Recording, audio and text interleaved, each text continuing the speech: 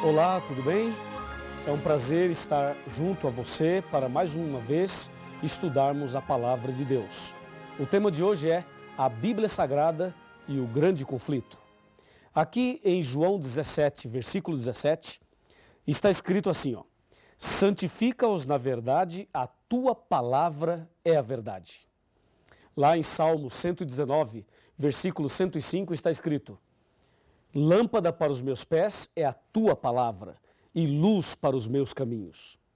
Portanto, quem estuda a Bíblia é iluminado. Tem uma luz especial, a luz da verdade. Acontece o seguinte: a Bíblia Sagrada é um livro que tem 66 livros, 66 pequenos livros, sendo 39 no Velho Testamento, 27 no Novo. A Bíblia tem 1.189 capítulos e 31.102 versículos. Ela foi escrita por aproximadamente 40 pessoas em um período de 1.600 anos aproximadamente. Foi escrita em hebraico, aramaico e grego e já foi traduzida em mais de 1.500 línguas e dialetos. O autor da Bíblia é Deus e o personagem central da Bíblia é Jesus Cristo. Assim, você tem alguma informação a mais a respeito da Bíblia Sagrada. Acontece que a Bíblia Sagrada é a palavra de Deus e Satanás não gosta da palavra de Deus. Esse problema podemos detectar logo no começo, lá no livro de Gênesis. Em Gênesis capítulo 2, versos de 15 a 17, Deus disse a Adão e Eva: no dia em que comeres desse fruto, certamente morrerás. E lá em Gênesis 3, verso 4, Satanás, usando a serpente, disse: pode comer, que certamente não morrerás. Você percebeu que a palavra de Deus era: certamente morrerás. E a palavra torcida de Satanás foi: certamente não morrerás. Ou seja, Satanás acrescentou um não à palavra de Deus. E sabe o que diz Apocalipse capítulo 22, versículos 18 e 19? Eu vou abrir aqui a Bíblia e vou ler para você. Apocalipse 22, 18 e 19. Eu, a todo aquele que ouve as palavras da profecia desse livro, testifico: se alguém lhes fizer qualquer acréscimo, Deus lhe acrescentará os flagelos escritos nesse livro. E se alguém tirar qualquer coisa das palavras da profecia desse livro, Deus tirará a sua parte da árvore da vida e da cidade santa que se acham escritas nesse livro. Percebeu? Não se pode acrescentar e não se pode tirar nada.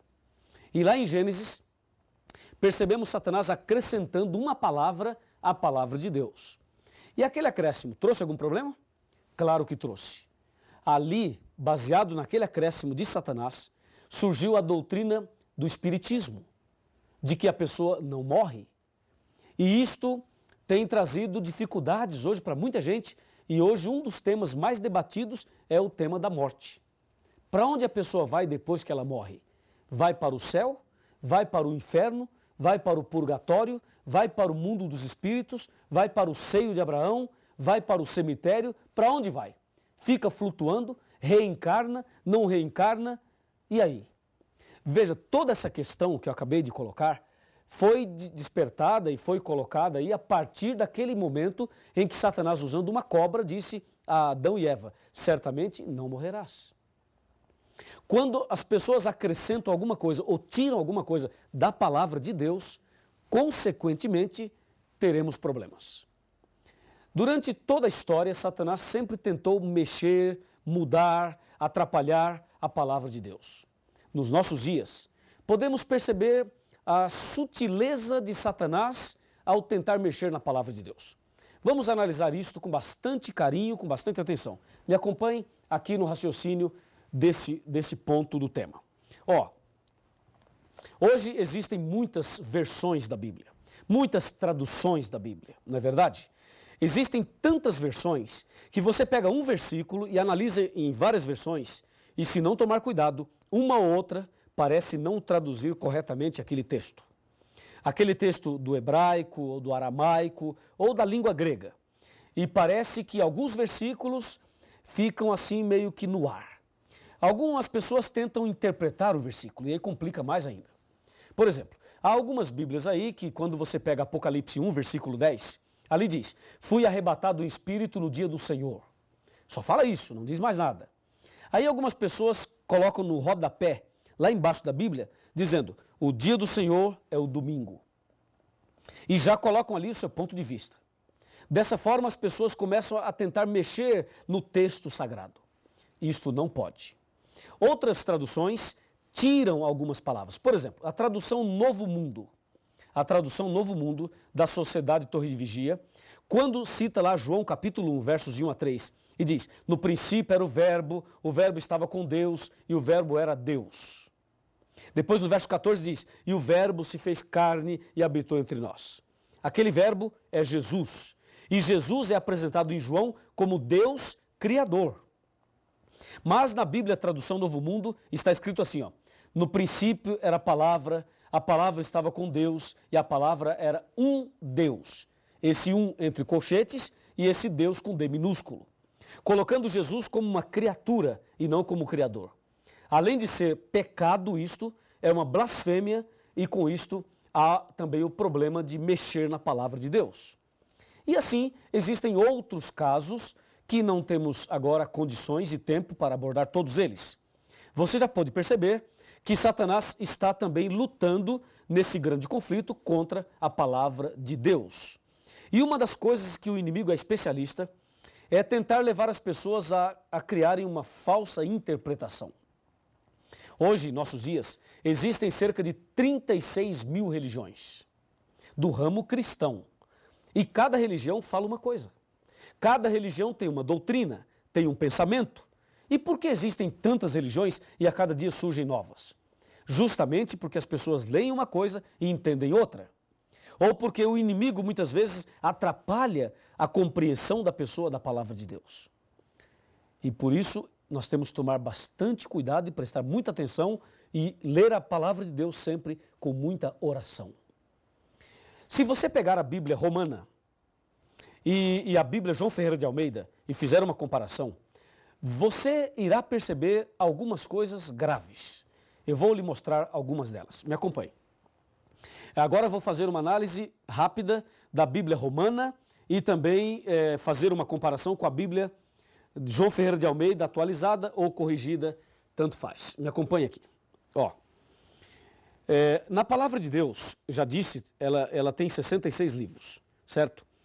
Disse também que ela tem 1.189 capítulos, 31.102 versículos, 773.693 palavras e 3.566.480 letras. E vimos que a Bíblia está subdividida em 5 partes, foi o nosso primeiro estudo. Agora veja, a ira de Satanás contra a palavra de Deus levou ao seguinte problema, comparando a Bíblia romana com a Bíblia original. Na Bíblia original, nós sabemos, como eu já disse, existem 66 livros, mas a Bíblia romana tem 73 livros. Assim, podemos perceber a ira de Satanás mexendo na palavra de Deus. Como já vimos também, ele é especialista em mudar e torcer a palavra de Deus. Por exemplo, na Bíblia romana, existem 7 livros a mais. O primeiro livro é 1 Macabeus, depois 2 Macabeus, depois Tobias, em seguida Judite, depois Sabedoria, Eclesiástico e Baruque. Esses 7 livros são conhecidos como livros apócrifos, ou seja, livros ocultos.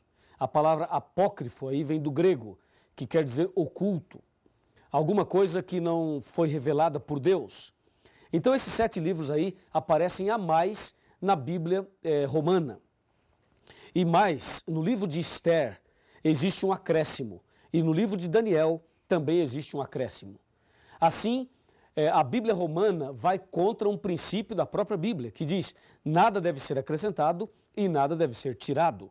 Como você pode perceber, eles acrescentaram, enquanto em outras versões eles tiraram.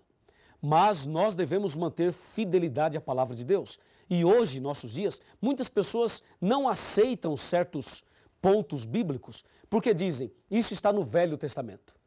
Veja, as pessoas às vezes acham que pelo fato de estar no Velho Testamento não devem aceitar. Quantas e quantas pessoas dizem: eu não aceito isso nem aquilo porque está no Velho Testamento.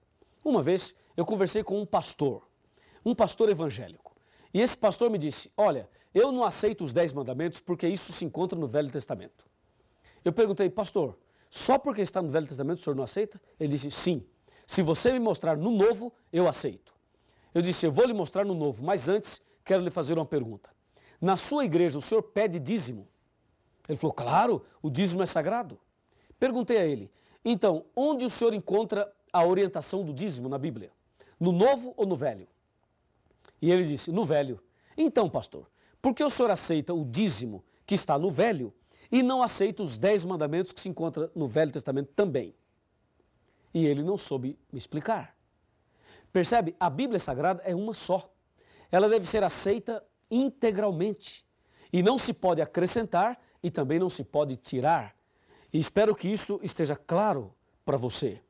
O problema é que esses 7 livros a mais que eu acabei de mencionar, eles trazem mensagens estranhas, erros doutrinários, como orações pelos mortos, falsas curas, feitiçarias, salvação por esmolas e obras, alteração do destino das almas após a morte e também a falsa doutrina do purgatório.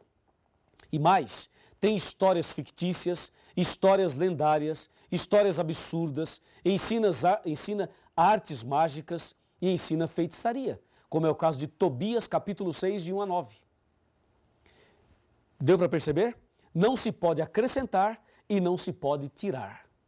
E agora veja o outro ponto tão grave quanto esse. Me acompanhe nesse raciocínio, nesse pensamento. Um outro ponto tão grave quanto esse. A palavra de Deus diz aqui em Mateus capítulo 4, que quando Jesus estava sendo tentado, Satanás disse a Jesus, se tu és filho de Deus, transforma as pedras em pães. Jesus respondeu da seguinte maneira, está escrito, Mateus 4, está escrito. Quando Jesus diz está escrito, Jesus está citando a Bíblia, a palavra. Aí Jesus disse, está escrito, nem só de pão viverá o homem, mas de toda a palavra que sai da boca de Deus. Ok? Muito bem. Aí na segunda tentação, Satanás percebeu que Jesus disse, está escrito. Então na segunda tentação, no versículo 5, diz assim, ó, então o diabo levou a cidade santa e colocou-o sobre o pináculo do templo e lhe disse, se és filho de Deus, atira-te abaixo, porque está escrito, aos seus anjos ordenará a teu respeito que te guardem, e eles se sustentarão nas suas mãos para que não tropeces em alguma pedra. Você notou que na segunda tentação o diabo disse, está escrito? E aí Jesus rebate essa tentação no versículo 7 dizendo, respondeu-lhe Jesus, também está escrito, não tentarás o Senhor teu Deus. Você notou que em um texto o diabo diz, pula Jesus, porque está escrito que Deus vai te proteger. E Jesus rebate dizendo, mas também está escrito. Eu pergunto, quem estava certo, Jesus ou Satanás? Satanás ou Jesus? Quem estava com a razão? Claro que você vai dizer, Jesus está com a razão, e eu também digo isso. Mas você diz que Jesus estava com a razão só porque o outro é Satanás? Ora, Satanás usou a Bíblia, não usou? Jesus usou a Bíblia também, não usou? Claro, os dois usaram a Bíblia. E como você sabe que Jesus está certo e o diabo não, se os dois usaram a Bíblia? Quer ver? Para complicar um pouquinho mais. Imagina, tira Jesus, tira Satanás do contexto aqui, do cenário aqui, e coloque uma religião no lugar de Jesus e outra no lugar do diabo. Uma usa a Bíblia e diz, é assim. A outra usa a Bíblia e diz, não, não é assim, é assim. E aí eu pergunto, qual das duas está certa? Percebeu? Aí a coisa começa a se complicar. Então aqui, nesse caso da tentação de Cristo, nós percebemos de forma bem clara o que acontece no mundo religioso. Nem todo mundo que usa a Bíblia está falando a verdade. Nem todo mundo que está no púlpito pregando a Bíblia ou em algum outro lugar possui a verdade. Você vê, o diabo usou a Bíblia e eu pergunto, ele estava certo? Não, não estava. Jesus usou a Bíblia e Jesus estava certo. A pergunta é, por que Jesus estava certo e o diabo não, se os dois usaram a Bíblia? É simples, é que Jesus usou o texto dentro do contexto e o diabo usou o texto fora do contexto, totalmente fora. O diabo pegou um texto e forçou o texto a falar uma coisa que ele não estava falando. É justamente isso que acontece em nossos dias. É exatamente esse o problema. As pessoas hoje, muitas delas, usam o texto fora do contexto. Só para você ter uma ideia, uma vez eu estava ouvindo um programa de rádio e o pregador dizia assim, ó, o Salmo 23 fala, preparas uma mesa perante mim na presença dos meus inimigos. Sabe o que esse pregador fez? Mandou fabricar uma mesa e colocou uma toalha branca sobre a mesa e deu envelopes para as pessoas e disse para as pessoas, coloquem os seus pedidos sobre a mesa, porque Deus diz, preparas uma mesa na presença dos meus inimigos. E diz ele, sexta-feira tal, nós iremos aqui fazer oração forte na presença do inimigo e Deus nos dará a vitória, porque está na Bíblia. Você percebeu? Ele pegou um texto da Bíblia, torceu o texto e fez o texto falar uma coisa que não está falando para tentar convencer as pessoas a darem dinheiro e a fazer a campanha que ele queria fazer. Isto aí é usar o texto fora do contexto.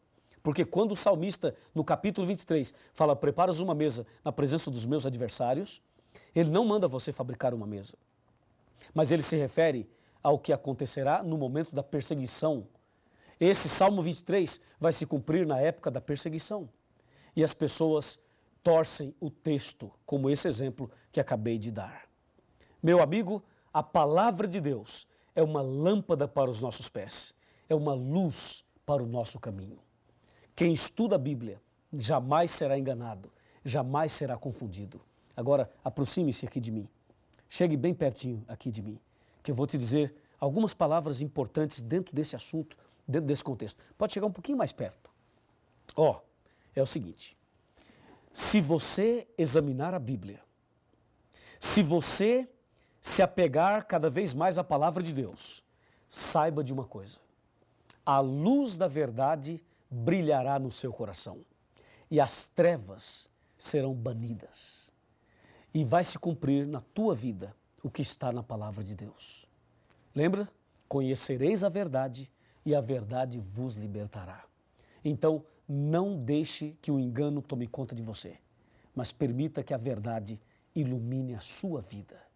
Se você assim deseja, então feche os seus olhos e vamos conversar com Deus. Querido Deus, nosso muito obrigado por esta mensagem da Tua palavra. Ajuda-nos, ó Deus, a andar nos Teus caminhos e que a Tua palavra seja estudada cada dia e que a verdade que encontramos nela possa ser colocada em prática por cada um de nós.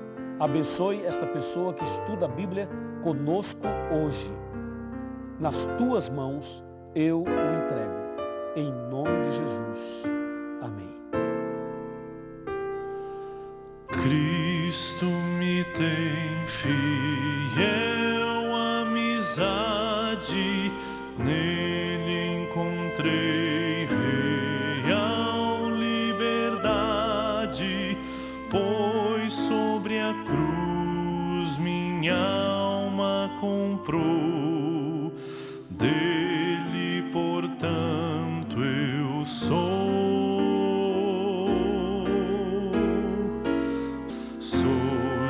Jesus agora,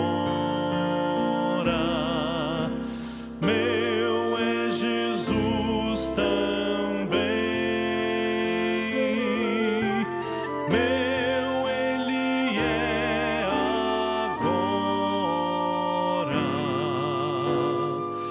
meu para sempre.